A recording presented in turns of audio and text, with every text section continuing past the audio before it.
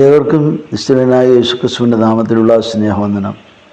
2026 ജനുവരി മാസത്തിലേക്ക് നമ്മൾ കടന്നു. പുതിയ വർഷത്തിൻ്റെ പുതിയ തുടക്കത്തിൽ നന്മകൾ പ്രതീക്ഷിച്ചുകൊണ്ടാണ് നമ്മൾ കടന്നതെങ്കിലും ചിലർ പറയും അത് എനിക്ക് നന്മയായില്ല, കഴിഞ്ഞ 2025 തുടർച്ച പോലെ ചില പ്രതികൂലങ്ങൾ നേരിട്ടുകൊണ്ടിരിക്കുന്നു എന്ന് പറയുവാൻ തക്കവണ്ണം ഇടയാകും. നമ്മുടെ ചുറ്റുപാട് നോക്കുമ്പോൾ പല വിധത്തിലുള്ള പ്രശ്നങ്ങളാണ് നടക്കുന്നത്. മാധ്യമങ്ങൾ വായിക്കുമ്പോൾ ദയയും വിശ്വസ്തയൊക്കെ കുറഞ്ഞു പോകുന്ന ഒരു അവസ്ഥയിലാണ് നമ്മൾ കാണുന്നത്.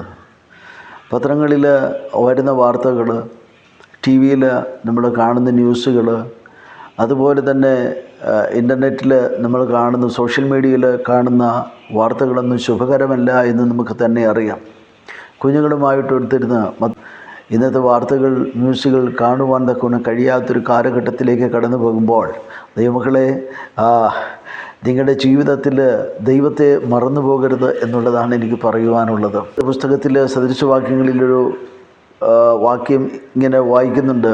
3-ാമത്തെ അധ്യായം 3-ാമത്തെ വാക്യം, ദയയും വിശ്വസ്തതയും നിന്നെ വിട്ടുപോകരുത്.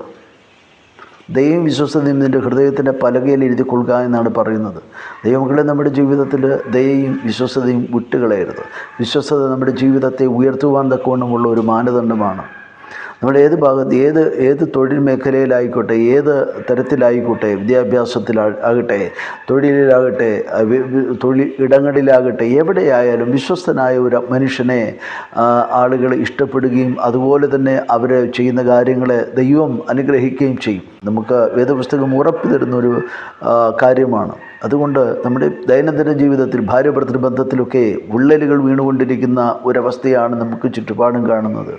പരസ്പരം വിശ്വാസമില്ലാതെ പരസ്പരം ചതിക്കുന്ന മക്കളെയും അതുപോലെ തന്നെ ഭാര്യയും ഭർത്താവിനെയും ഒക്കെ നമുക്ക് കാണുവാനായിട്ട് കഴിയുന്നു. പത്രമാധ്യമങ്ങളിൽ അതിൻ്റെ വാർത്തകളാണ് നിറയുന്നത്. ദൈവമക്കളെ, ഒരു കാര്യം ശ്രദ്ധിക്കണം. നമ്മുടെ ജീവിതത്തിൽ ഉയർച്ച വേണമോ, നമ്മുടെ ജീവിതത്തിൽ നന്മ വേണമോ, നമ്മുടെ മക്കൾ തലമുറകൾ അനുഗ്രഹിക്കപ്പെടണമോ, വിശ്വസ്തതയും ദയയും വിട്ടുകളയരുത്. ദയയുള്ള ഒരു മനുഷ്യനെ എല്ലാവർക്കും ഇഷ്ടമാണ്. അതുപോലെ തന്നെ വിശ്വസ്തനായ ഒരാളെ നമ്മൾ ഇഷ്ടപ്പെട്ടു പോകുവാൻ തക്കവണ്ണം ഇടയാകും. വേദപുസ്തകം ഒരിക്കൽ പോലും കളവ് പറയുന്നില്ല. ദയയും വിശ്വസ്തതയും നീ കാത്തുകൊള്ളുക, അത് നിന്നെ ഉയർത്തും എന്നാണ് നമുക്ക് വായിക്കുവാൻ കഴിയുന്നത്. അതുകൊണ്ട് നിശ്ചയമായും വിട്ടുകളയരുത്. 2026 ദയയുള്ളവരായി, വിശ്വസ്തതയുള്ളവരായി ജീവിക്കാം. കർത്താവ് നമ്മെ ധന്യമായി അനുഗ്രഹിക്കുമാറാകട്ടെ. ആമേൻ.